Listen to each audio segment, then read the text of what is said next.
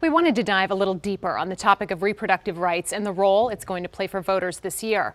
I spoke with Professor Larry SABATO, director of the Center of Politics with the University of Virginia. Reproductive rights was arguably one of the most important issues in last year's General Assembly elections in Virginia. We're seeing the president in Manassas today, specifically talking about reproductive rights. I'm curious here, do you think this topic is enough to get voters to turn out this year? It is a piece of the turnout operation. It's an important issue, actually. I think it's as responsible as anything else, maybe more responsible for turning the state legislature in Virginia completely Democratic, which happened last November. So we've had two elections in a row, the 2022 midterm election and then the off year legislative elections last November, where reproductive rights was the centerpiece of the campaigns that Democrats ran.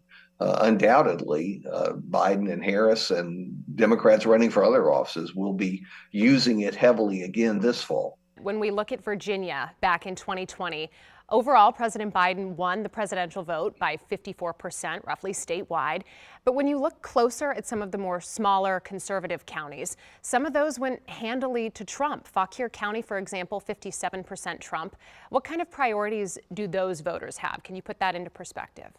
We live in a very polarized time, and really very few people are changing parties or voting for the other party.